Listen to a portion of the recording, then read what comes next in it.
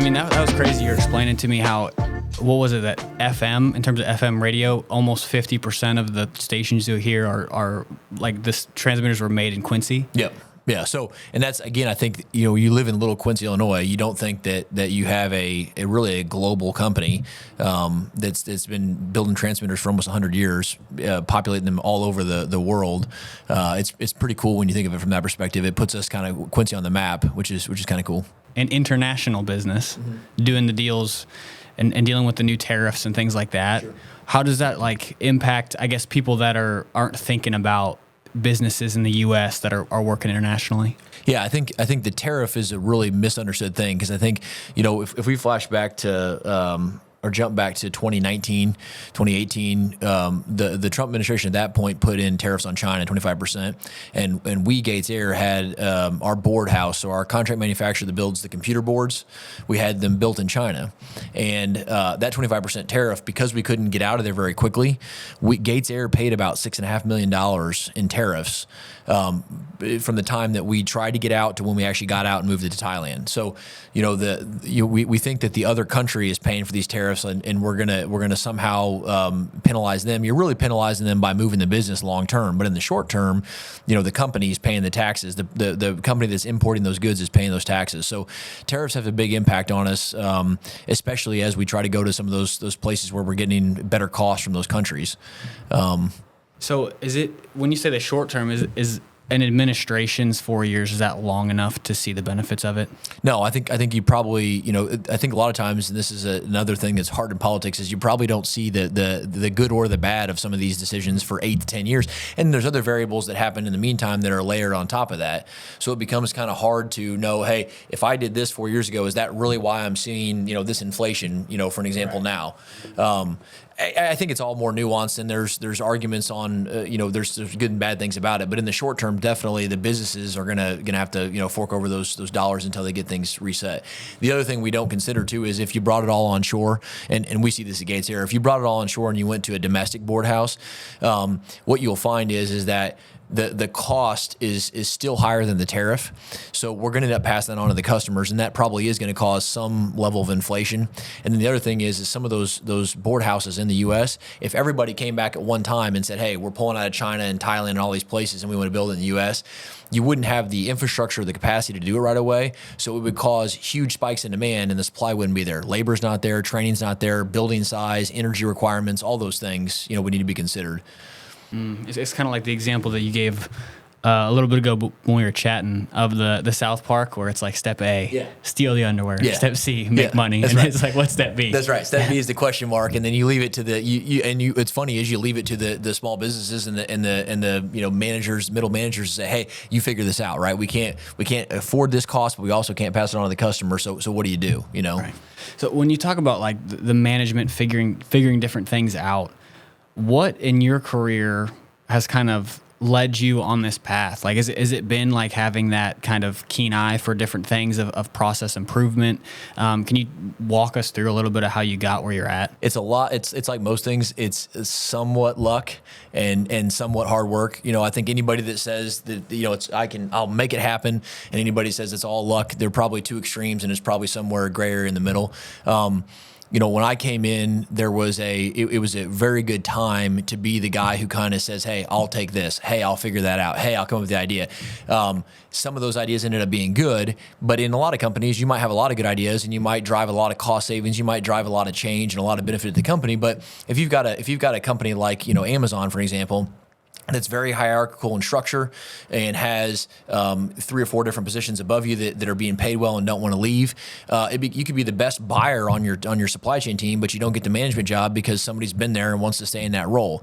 So you need the opportunity to be able to move. And what happened here was I had mentioned earlier that Harris divested GatesAir. When they divested GatesAir, it was kind of this situation where I think a lot of the bad senior to mid managers, they were rooted out pretty quickly by private equity. equity. The private equity guys come in and they say, hey, you're not cutting it, you're out. The really good ones were maybe a little bit scared of the change, so they decided to find stuff on their own, and they said, "Hey, I'm going to go try another business and get out." Right? Don't want to be involved with private equity, which I get and appreciate sometimes. But then you have what you leave with is one day. I remember one night it was working late. We didn't have kids yet, so I could work a lot later. And I peek up over the cubicle, and it dawns on me. I'm like, all those offices that were used to be people in there, they're all empty, and it's like there's nobody in this entire building that's a manager anymore, right?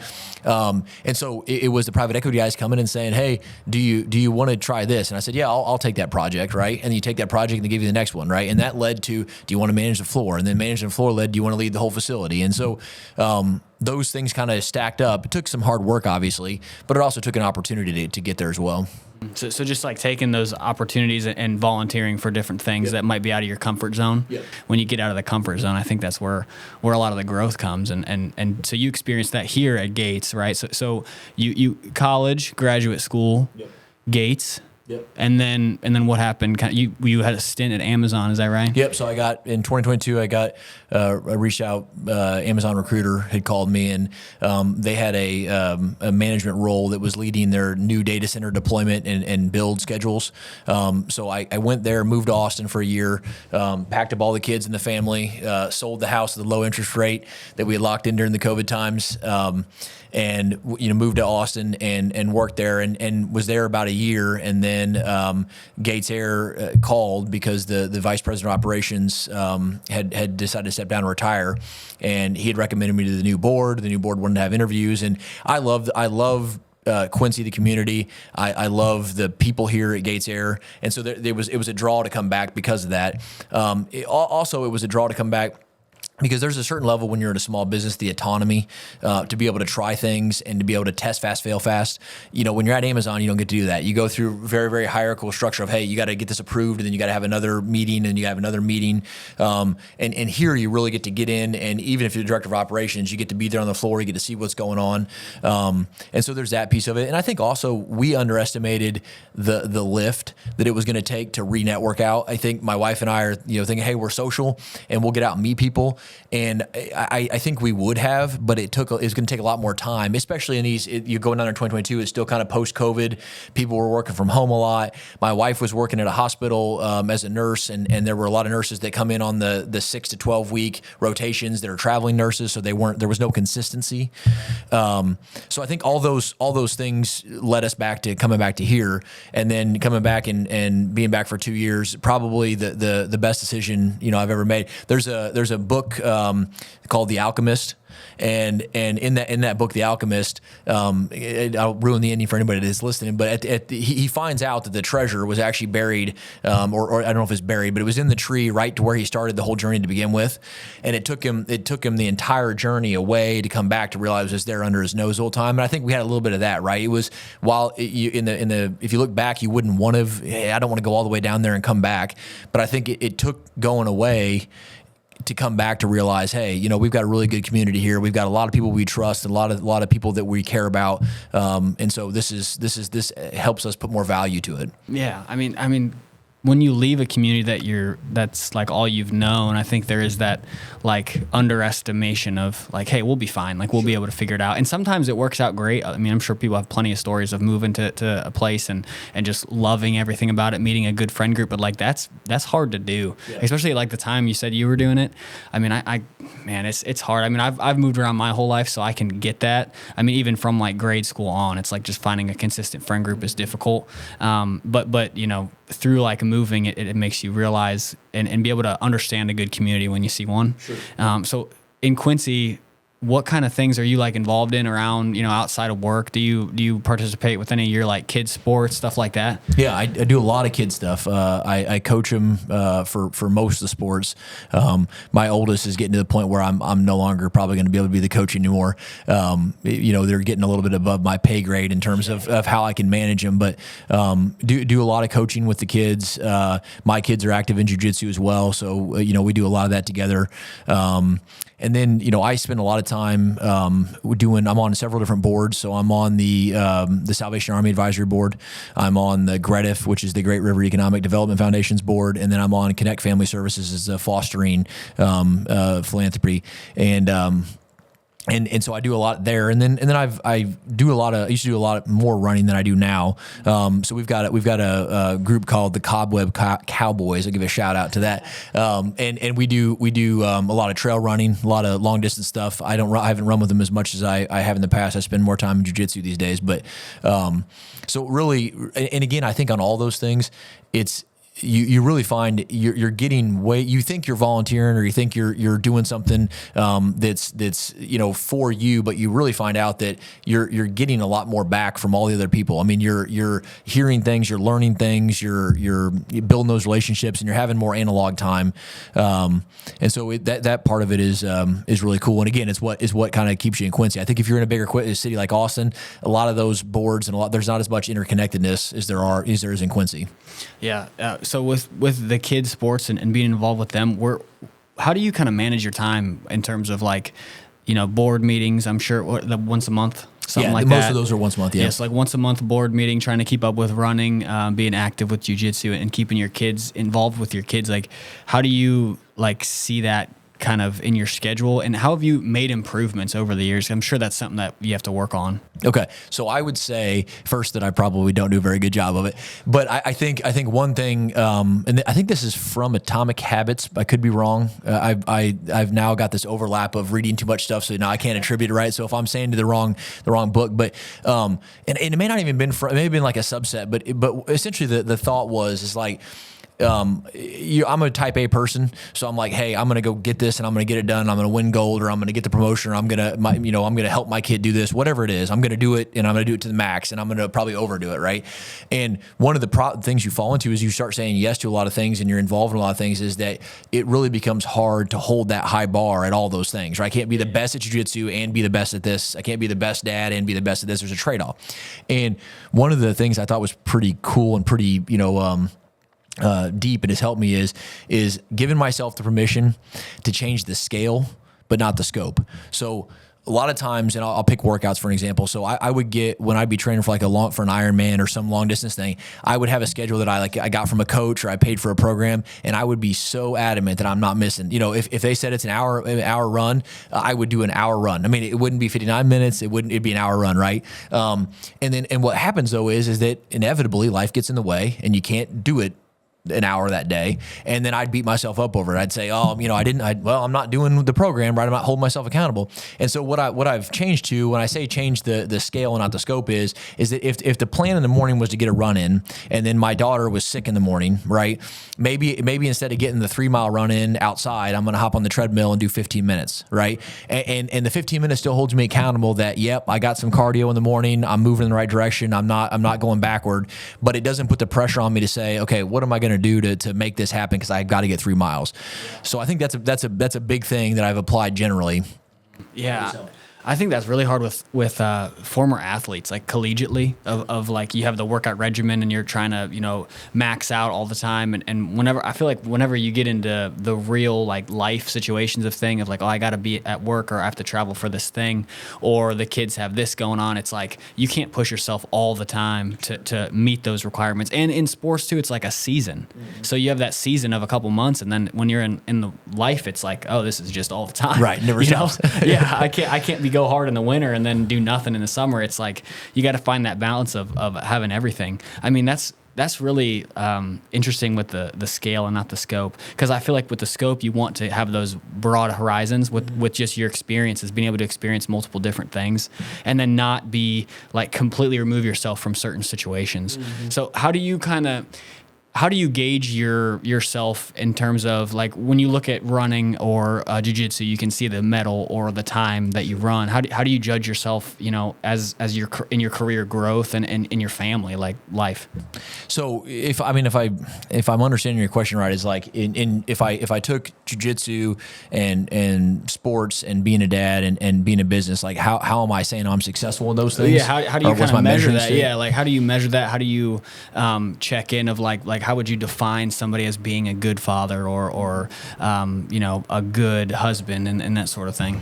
Well, I think, I mean, it maybe sounds a little cliche, but if we just picked on the father and husband, I think a lot of it is just presence. I mean, I think a lot of things are that way, that a lot of times you don't have the right thing to say.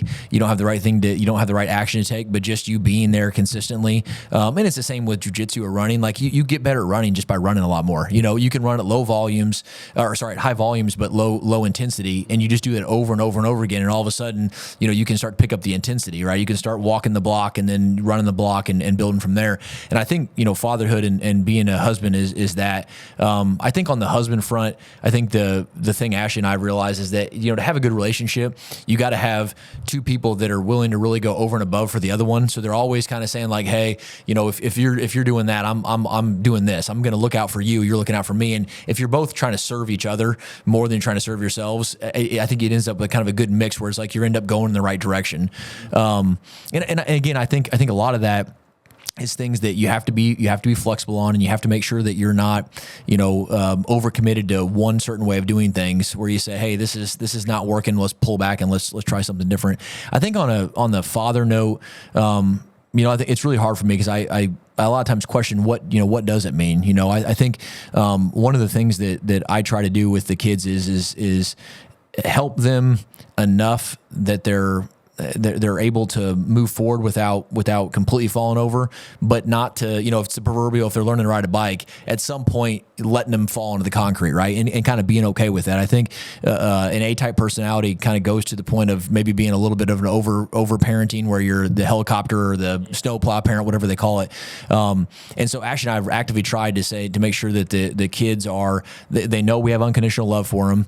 They know we're there to support them, but they also know that we're going to give them the freedom to kind of be their own, you know, I really would kind of, even though Albus Dumbledore wasn't Harry Potter's dad, I think the way he handled Harry is the way I think you should be as father, right? It's like he knew when to step in and defend him when he was out of his, you know, over his skis and he wasn't going to be able to do it, right? But he also knew when to let back and let him kind of go out there and live his own life. He also, you know, gave him guidance without control. So it was like he guided him, but he let really Harry figure that out. And I think that's what we got to do as dads. We've got to be there to give them support, but we've really got to let them kind of become who they're going to become.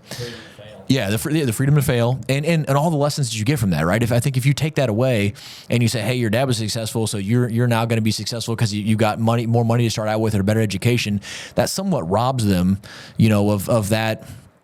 I don't know of that experience. There's a Boy Meets World episode from a long time ago. If you're familiar with Boy Meets World, I might have seen it like once or twice, maybe. So when I was a kid, it was a big thing on Disney, and there's an episode when they're older and they're in college, and Corey and Topanga are the main characters, and they're married, and they buy this like crappy little apartment or a house, I don't know what it was, and Corey's upset because they had to buy the house because the mom and dad, who had money for a down payment, wouldn't give him money for the down payment. And the episode culminates with an issue with this leaking faucet that has bad water running through it. And Corey gets a book and he figures it out and he fixes it. And he comes over to his dad's house that evening and he's got a glass of water and he's like, "Here, Dad, drink it." And he puts it in his face. And the dad, you know, Alan's looking at it, he takes a drink and he said, "So what?" "I drank the water." And he's like, "That's water from my house that I fixed the plumbing. I did all this stuff," right? And he says, the dad says something to the point is like, when your mother and I were just starting out, we didn't have anything and we lived in an apartment like that. And those are some of the most transformative and some of the best parts of our relationship. And I would never rob that from you, right? I would never take that from you. So I think it's trying to get that type of, you know, experience where you don't want to see them suffer, but you also want to see them have that experience and learn that lesson and you know, make those bonds and move forward. Yeah. I heard one on the Dave Ramsey show lately. You ever heard the Dave Ramsey show? Yeah. So yeah, he was a question from a viewer, and he's like, "Is it a terrible idea to give my 18-year-old my first home, like that he grew up in?" And he's like, "Well, why are you saying it's a bad idea? You're making it already seem like a bad idea." And he was kind of going on that same note of like having him learn how to, you know, build equity, maintain it himself. And then he kind of gave him like you're saying with the guide rails of like, we're going to guide you, but we're not going to completely take over everything of like, okay, if you can meet these requirements, like you can live in the house. If you pay me a little bit of money, you can show like a plan for renovation. You can kind of build on that yourself. Yep. I think that like giving them the tools to be successful, but then not like jumping in and using and just taking everything over, right? I think that's huge. Or like the dad with the holding the flashlight for dad when he's working on the car, right? It's like the same kind of thing where it's like if you're the one working on the car, then you can learn yourself. But if you're just standing there and he's kind of driving and doing all of this stuff, you're not really learning anything. Well, sometimes too, I think as parents, we're so busy that the reason why you're having to hold the flashlight is because you know that I can do I can fix it faster, right? And I think that's something I still need to work on, where it's like take a slow down and say, you know what, you try loading the dishwasher. I know I can load it faster if I fixed it all for you, but why don't you try to problem solve and figure out how that goes in there? And I think as parents, it's hard for us. We just want to jump in and say, if anything, just because we're out of time. You know what I mean? Yeah. Yeah. So when you take a look at your oldest is 12, is that right? Yeah. 12. So when you start to think about high school now, college later, are you taking that approach in terms of guiding them in their career, like helping them kind of choose their own lane? Like, are you encouraging that career exploration? Like, what kind of things are you looking for as they get into high school? Well, I think the main thing, and I'll just pick on Brighton because he's closer, is I really don't. I think there's so much change that's coming with AI and with the college structure and kind of how it works, and what skills. I mean, if you ask me what skills do you want them to have, I'm not even sure I could tell you for sure 10 years from now, 15 years from now, what skills are going to be important to have. Now, I think, but then I think about that and I say, okay, well, I think the skills you want to have is you want to have the interpersonal skills and a lot of those analog skills that that the AI and that a computer software program is not going to be able to easily replicate. All the messiness that makes you human. I want him to have that. So it's like I'm really more coaching him on how does he learn those skills, and he's very good at those skills. So he struggles at school, right? He struggles in math. He struggles he struggles with focus. I think maybe like most 12-year-old boys in general. But what he doesn't struggle with is he'll go. I think through jiu-jitsu, but he's started a couple of businesses in the neighborhood, and he'll go to people's doors and he'll knock. He'll pitch him the product, he'll pitch him the idea. He gets turned down a lot, right? But I keep thinking, if he's 12 and he's willing to go look face to face to somebody, put himself out there and fail a lot of times. Those are things that I think I want him to have, whether he goes to college or a trade school or he's an entrepreneur or whatever that may be. I think so. I'm really more leaning towards if I could get some general skills that could be widely applied, and then let whatever's going to happen, in the next 10 to 15 years happen, and go from there. Yeah. So. Yeah, man, that's one of those things too, is like you kind of pick up on as a parent whenever your kids are younger. I think just picking up on that and being able to like reiterate it to them, giving them the confidence of like, hey, I noticed these skills in you. Mm-hmm. And then it's something where, have you read the book Work Plus Love by Marcus Buckingham? You're familiar? So that book kind of talks about like finding the things you love about your job or whatever career you're in, and then applying those and focusing more on those. And then as you kind of move through your career, building up those little things that you notice you love into like your dream job, basically. Mm-hmm.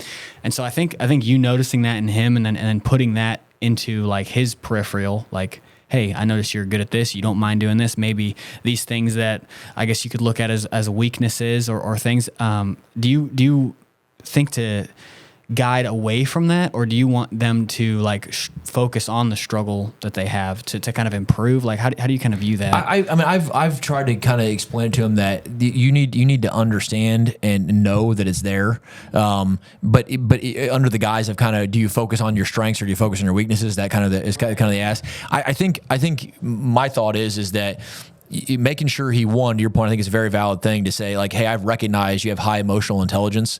That's a really good thing. And that's something that you're better at than the majority of people, right? A lot of people don't have that. You may compare yourself to the kid over here doing good at math, right? But maybe he was blessed with just a higher level of ability to retain and understand, mathematical concepts, and you don't. So I've really tried to focus more on the positive while making sure he understands that these are the things you struggle with and you get to make a choice. And I think probably I'd sum it to say is we have this conversation a lot in our house, and I'm not sure it ever sticks through. At some point it will, is that all these things are choices, right? If you say, hey, I'm not very good at math, right? You have two choices. You can continue to not be very good at math, or you can focus on math and you'll get better at math, right? And neither one of those. So then I think the classic 12-year-old is that he thinks one of those two is bad, right? Which one's worse? And it's like, well, neither of them are bad. It's just going to be the outcome of what you choose. So if you're not going to prioritize being good at math, don't hold yourself to a standard that you should be good at math. If you had done the extra work, right, you're just going to get by with a C, then I'm okay with that. Get by, pass with a C, and then use that time somewhere else. If being good at math is really important to you, and it's hurting your self-esteem or it's causing some issue, then let's figure out a game plan to fix it. So it depends more on like the person and how they kind of view their situation. I think so. Yeah, I think so too. I think going back to some of like the family and when you started. So when you had Brighton as your first, right? Yeah. So when you first had Brighton, what does that look like? Michael, not a dad Michael and dad Michael. How do you kind of compare the two? And would you have like any kind of advice that you would have given yourself? Well, I think this has probably got to be true for most dads. Is like prior to previous Michael before kids was way more selfish, right? Was way more focused on what he has to do to be successful and not the overall family, right? When you're married, and we were married a year before we had kids, there's a certain level of that already. But I think because your wife is typically somebody who can take care of themselves and has their own career. When you have this infant that has no ability to defend itself or to take care of itself, you feel like this it's just hard to explain to somebody who's not a dad. It's just you feel like, hey, this is real now, right? This is a lot of weight, right? And so I think that kind of mindset switch of it's not just about me, it's about how the things I do impact everybody else, while still trying to maintain things that are important to you and give you kind of put fuel in your tank, is kind of important. But I lost the first part of the question. You're just saying what would I advice I tell myself? What kind of advice would you have? I mean, you see some of the differences in terms of like people will say, you don't know how like hard you can work until you have a kid and somebody to provide for, and when things aren't going super well, like how much more motivation that is. I mean, just the contrast of the two. It's like if you could give yourself advice, I think for me it would be like, hey, save more money. That's a huge one. Save more money and just focus on the right things that are going to put fuel in your tank, that are going to enhance your future, right? And then just being more of a complete person, like not just being like if you're a sports guy, like, oh, I'm just all sports all the time, I'm not going to worry about like anything else, I'm just going to go in here and do what I like to do. So that's kind of like for me. I don't know if yours is any similar to that. Yeah, I think on the tank part, I think that's again a hard. If you're somebody that is really driven, it's a hard balance, right? And I have that with jiu-jitsu, where I'd like to. If I would have found this when I was 18 or 19 or 20, I would have spent 7 days a week there, trying to get better, because there's no offset to what I'm missing out on, right? But yeah, I think in general, the advice I'd give myself is that you don't know how. You don't know how hard it's going to be until you get there, and you know it. But then what you find is that like the last hard is just the baseline, and it's not that hard anymore. And you just take on the next thing and the next thing, and then you get that mindset where it's like, if I'll put it this way, if I told myself when I was 20 years old, 21 years old, hey, this is what your day looks like right now, and these are the demands you have, and this is what the board of directors expects, and what your wife needs, and what your kids need, and I got to run this person here. You just be like, I wouldn't even get out of bed, right? I'd probably say this is too much, But now that you're into it and you've been building on that, and so it's like, I think the hard things become easy things, and you just keep chasing the next hard thing until it doesn't become a hard thing anymore. And I joke sometimes with Preston, our young guy at jiu-jitsu, a lot, right? That he'll tell me that he's got this hard thing, right? And it is a hard thing to him at the moment. It's not downplaying that piece of it, but you realize that it's the hard thing because your last baseline made it the hard thing, right? I got to study for this test. Okay, well, what if you got to study for this test and take care of a kid and run to a board meeting, or whatever that next thing is? You all of a sudden say, if they can do it, you'll be able to do it. And so I think that piece of it would be important for me to remember, that you think it's hard. It's always going to be hard. That's never going to change. The next thing's always coming. It's going to be harder, and you're going to be okay. You're going to get through that next thing, and it's going to become easy. Yeah. Similar to like, hey, if I'm doing this every day, it's just going to become second nature, and then eventually I can add on to that. That is the way that it kind of goes. I mean, I think the one thing that I've noticed that it doesn't get easy is that newborn stage, and you have to get up, and you don't know when you're gonna have to get up, and then the next day you still have to do everything. That's one that's really tough. But yeah, I mean, going to jiu-jitsu, like, What kind of made you first come to a class? Was it like a friend? Was it going to the gym? And I know Vitor recruits a lot of gym guys. Sure. How did that kind of start? No, I think we Brighton. I had Brighton in it when they first started in 2020 in Hannibal, and I was kind of interested to want to join, but thought schedule wise I wouldn't be able to do it. Then the pandemic happened, and actually I take that back. I think the pandemic had already started, but it was that summer and we didn't really know what was going on. As it got further into it, we then pulled him back because I felt a little guilty if I'm having to do all these social distance things at school or with the daycare, and then I'm taking him to jiu-jitsu and he's rolling around with everybody. So we kind of paused it. Then we left and did. Funny story. I did a trial class in Quincy when they first opened. It was a morning class and it was just Professor Vitor and Marlon. Oh, wow. And so it was and Marlon's like like a late blue belt or early purple belt, just throwing me everywhere. Yeah. So I was like, man, this jiu-jitsu stuff is really hard. And I had planned to stay, but then that really was the exact timing. That next month is when we decided we were going to leave.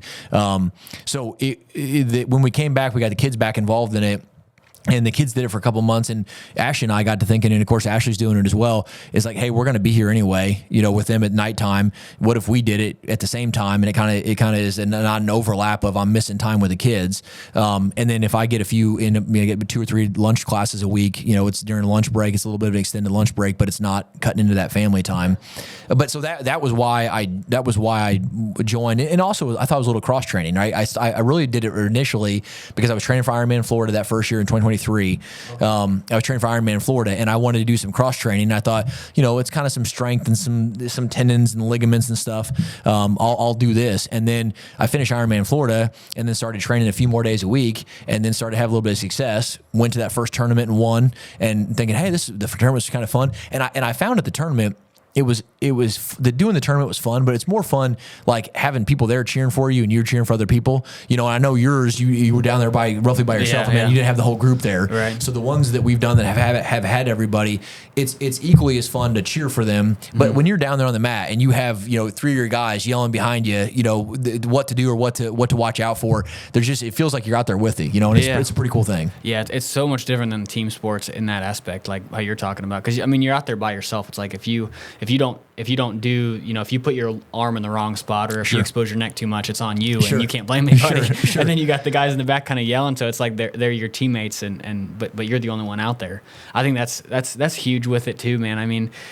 The beauty of it that I see, and so you didn't go to any schools in Austin? Nope. So yeah, no schools in Austin. The beauty that I see in our school is that I feel like Vitor and just the people that teach, Bo and everybody else there, they kind of understand each student's goals and they can kind of tailor it towards the different levels that they kind of see you at. So that's really huge. Like if you want to go for gold in different tournaments, they're going to treat you a little bit differently and kind of focus more on points and that sort of thing.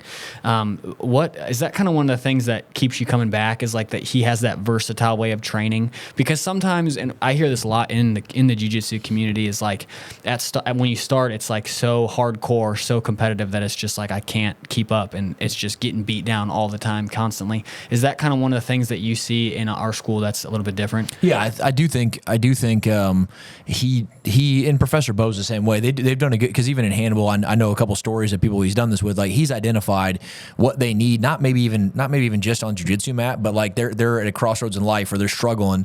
He's Professor Bo and Professor Vitor have went kind of behind the scenes to work on some of those things to, hey, let's drive you in the right direction. Let's kind of be a mentor of what's a better way of looking at that, or how do we reframe this situation you're in. And then when it comes to getting on the mat, I think you're exactly right. They do a very good job of, if you have someone like Brian who's training with us right now. Brian's a world champion now, so I can't say that. But he came into that initially as like, hey, I'm an older guy. I'm trying to get exercise. I'm trying to stay in shape. I'm trying to, he had different goals. Now ultimately he ended up winning the biggest goal you can win, right? So kudos to Brian. But I'm using him as an example, as he may have had a different goal than you're bringing in a 20-year-old Preston who's strong as an ox and has a lot of time on his hands to go be able to compete. So I think that is cool. And then I think there is a certain level of just kind of brotherhood in the analog experience where it makes you feel good to go at lunchtime or nighttime just to be around the people. Even if it's not, if we weren't doing jiu-jitsu, if we're doing something else, I just like the people, So that's been good. And then it's just, I like the challenge of it. I like the fact that, you just mentioned you stick your neck in the wrong spot. I like things where you could work your butt off and you could be in the best position and you should win. And then it can just, heartbreakingly just end the wrong way. Right. There's some beauty in that. Right. I mean, if you think about it, you can't control the outcome no matter how good, and you can put the time in and do those things, but you just don't exactly know how it's going to go. And I think there's some beauty in that.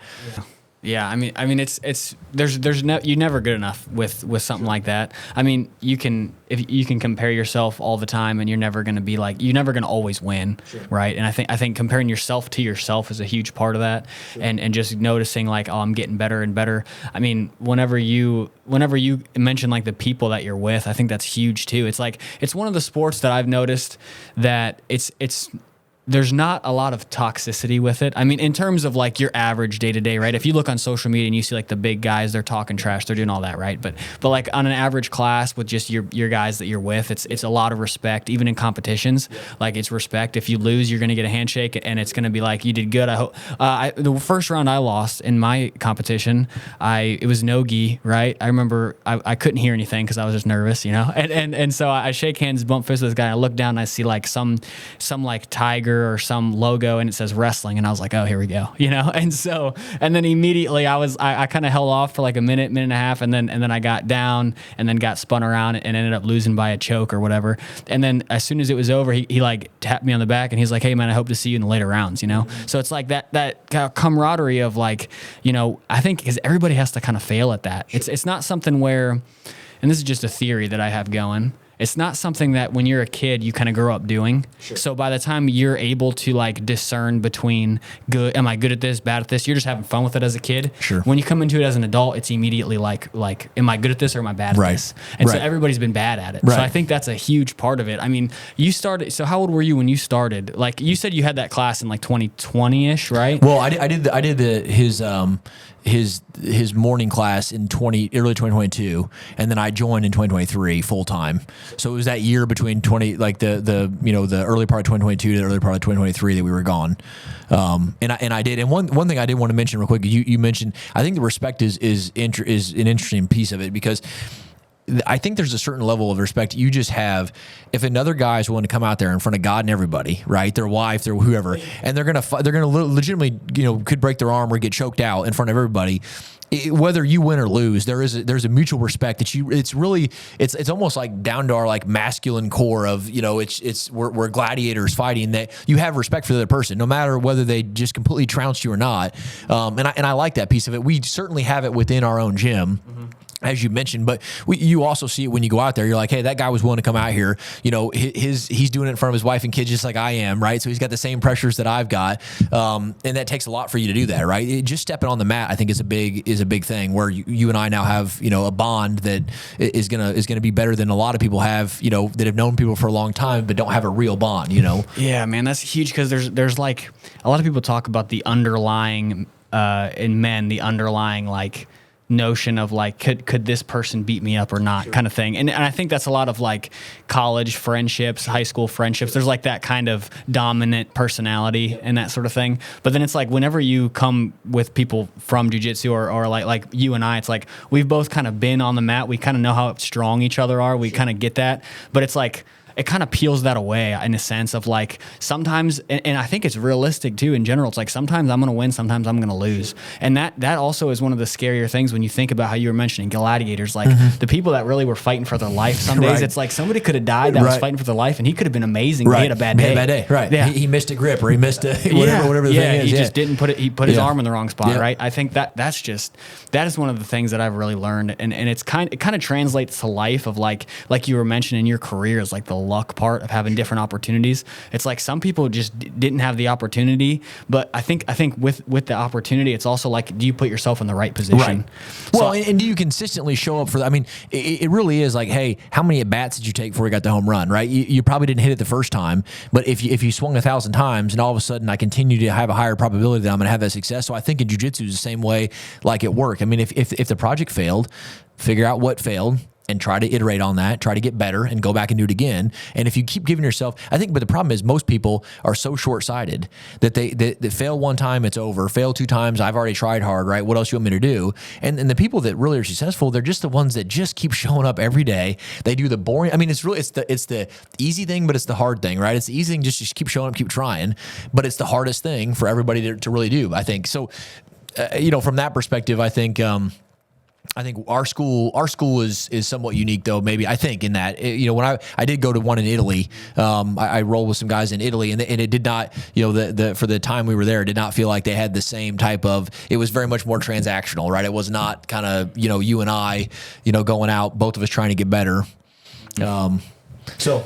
Yeah, I think school by school a little bit. I think overall, when you have the kind of message that is behind it, the respect piece of martial arts is huge, right? I think that kind of drives a lot of that. So what do you see like your goal in jiu-jitsu of being like, I know with well, first I want to talk a little about your stint in like the marathon scene, right? So Ironman, how did you kind of get into doing that, and like what were kind of your goals, and do you feel like you achieved those, or is that still something that you're kind of going after? So I think this maybe sounds a little bit repetitive, but it was basically trying one thing and that led to the next. So I started running, and I was like doing some 5Ks and 10Ks, and thought maybe I'll bump up the training plan to a half marathon.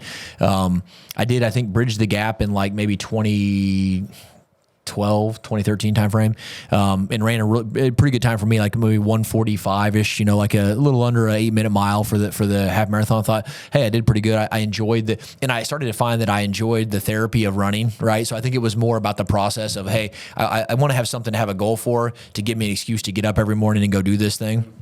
And then I get the dopamine hit and the serotonin, and I'm off to do to work. And so then I thought, okay, well, I'll try some marathons, right? So then I did like the LA Marathon and Chicago Marathon and St. Louis Marathon. I tried some bigger marathons to get a feel for what that looked like. And then I thought, okay, and this whole time, right, you're always thinking the next thing is like, those guys that do that are crazy, right? And then you do it, and it's kind of back to the thing about things get hard. It's like it's hard, but it's only hard when you're always running marathons, right? It's not hard. And so then what really intrigued me about Ironman was like, hey, I'm already in pretty good shape on the run, and I'd been doing some cycling with the Quincy Bike Club at the time for a while. So I've been doing miles, probably not the miles you need for an Ironman, but I was doing some miles. But I was scared to death of the open water swim, right? Never had any formal training in swimming. Obviously, I could swim like you and I could always swim, where you could doggy paddle, and but never long distance. And 2.5 miles in the open ocean, right? It's a little bit of a scary thing. But that kind of attracted me to it. It's like it's like the things you've come to fear the most, right? It's like that is what kind of drugged me to it. Was I'm scared to get in that water. And I will tell you, I did my first sprint triathlon in an open lake somewhere outside of Springfield, Illinois. And I don't even remember the name of the triathlon, but Ashley was there with me, and it was a 400-meter swim, right? In triathlon view, it's a pretty short swim, right? So it's four down and backs of a Olympic size 50-meter swimming pool, and I swam maybe halfway out, had people all around me, got kicked in the face, my goggles came off, and I went into full blown just panic mode. I mean, I thought I was going to drown. It was, it was like my heart rate was going so high, and there was nothing to grab onto. And so when I got, it really set me off back. So when I got back, I thought, oh my gosh, that was 400 meters, and I barely survived the 400 meters. How am I going to do? But I ended up hiring a coach out at Sheridan, and he did some form stuff with me, and we did drills and stuff, and ended up doing Ironman Louisville in 2017, and I did a time that I had a goal for a time, and the time was right around 12 hours, and I finished like 12 hours and 14 minutes. So I was happy with that. And then from there, I got into some of my ultra stuff. So I was running like 50-mile runs and some trail runs and stuff. And then kind of dabbled going back and forth out of, I do a triathlon and then I do a longer distance run. And I think what I found is I initially wanted to kind of qualify for Kona or one of the big triathlon events. But I think what I found was the level of effort to get the 2 hours off was going to be something that I couldn't manage, from a kids and wife and work standpoint. And that maybe wasn't even the thing I wanted. What I was really looking for was just the challenge. And if I just had some challenge out there, it didn't matter what it was, if I set the goal and went after it, that was good enough for me. Even if I didn't hit the goal, sometimes I didn't hit the goal.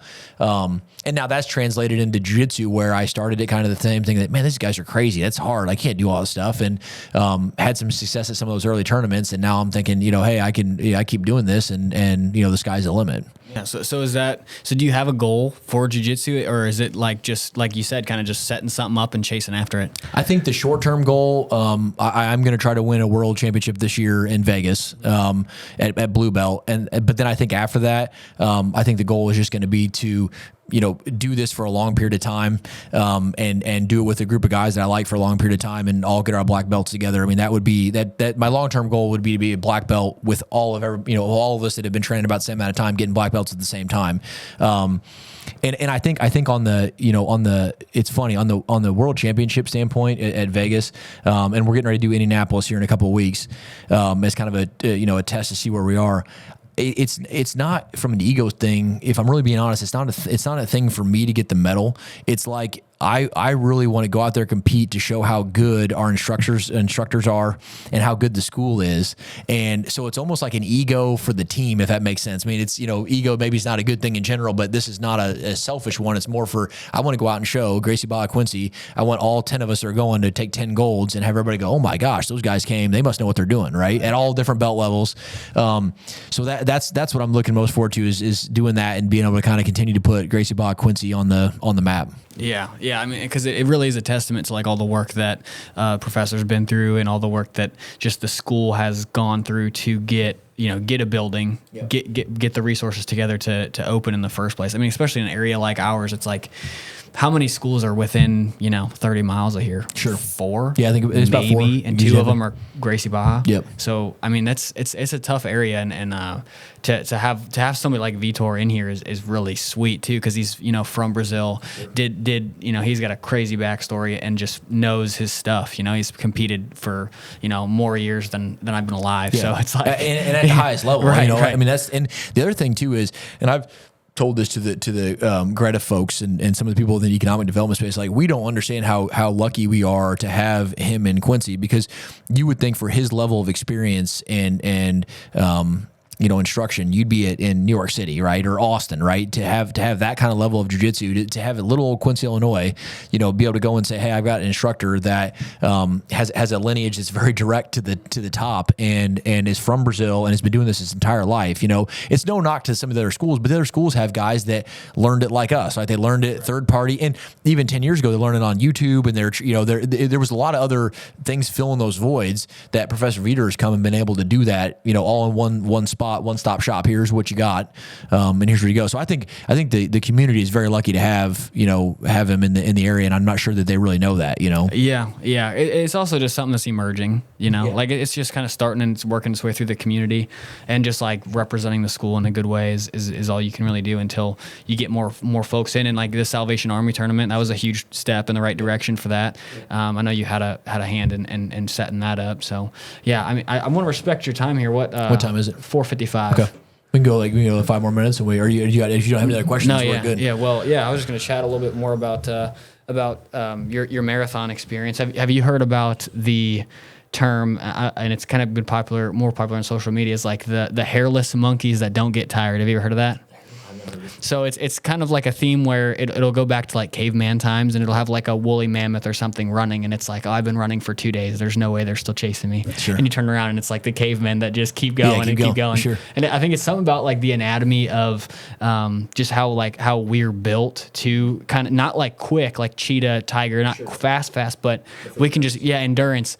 How do you notice your body kind of changing when you were going through and you're really in the training mode for those Ironmans, ultramarathons, like ligaments and stuff like that? Is that something that kind of grows with you as you train? I think so. It definitely does. I think initially, if you go too much too fast, you run into a lot of issues with ligaments and knees, right, where you're having pains and aches and things that. But I think if you ramp up correctly, and there's a ton of good scientific data on how you do that, and you start with kind of the lower intensity side. I think that's one thing of the running that I learned is that the people that have had a lot of success at running low marathon times, they actually run a lot more miles at a lot lower heart rates than the average person. So you have somebody training for their first marathon and they're out doing like their long run on a Saturday or Sunday, and they're running like 12 or 14 miles, and they're running it like at 150, 160 heart rate the whole time, and they're just gassed, right? They're pushing and pushing and pushing. And what the ultra guys are doing is they're out running like at 120 heart rate at a much slower than race pace, but they're doing, instead of them doing, for a week, an average marathon week, when you're getting close to the end, you're probably running like 40 miles a week when you're kind of getting to that peak build. A lot of these guys in the ultra, they're running like 150, 200 mile weeks, right? So they're running like 25 and 30 mile days, but they're doing it at a very, very low, heart rate. And that approach to it, I think is something that was very novel to me. But I did find as I started doing that, my time started going down. It was the ironic, or the kind of the, I don't know what the word I'm looking for here is, but it's the opposite of what I thought, right? It's like counterintuitive. I thought that if I ran harder, I'd get better, and I wasn't getting any better. I was just tiring myself out, and I was not recovering right.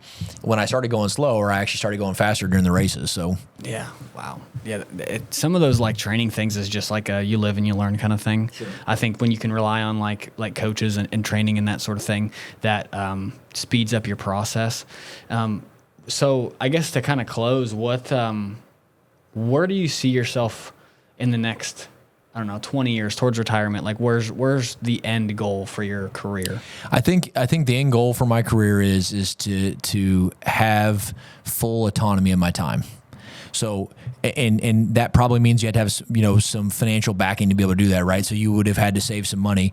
But I think I would never retire. I'll always be doing something. So it's really like, can I get to a point where I can do the thing that I want to do, right? If I want to go, invest in my own jiu-jitsu school, can I go do that, right? I don't know what it actually is right now, but it's being able to have that freedom, that flexibility, to get up in the morning, have a slow morning, have coffee and journal, and spend an hour just kind of being present without having to get up at 5 a.m., get a workout in, get the kids ready, and it's just kind of a constant, go. That could be a way to win, I think for me, at the end of the day, if you ask, like, did you win? It kind of goes back to this quote. I don't know who to attribute it to, but it's ultimately winning is sleeping better. And I think that is in sleeping, being in real life, sleeping is an important thing, but also just that you're doing the things that you love and you want to do. And so you just sleep better at night because that's the thing that you're doing. Your day's filled up. Yeah. Your day's filled up with the things that you're passionate about at the pace that you want. So that in 20 years, that's where I hope to see myself. In the short term, short of that, I'd like to beat you a few more times in jiu-jitsu, and then continue to keep GatesAir solvent. But my plan is to stay in this type of role, running this company for as long as they'll have me. Thanks, man. That was great. That was awesome, dude. I think it'll be good.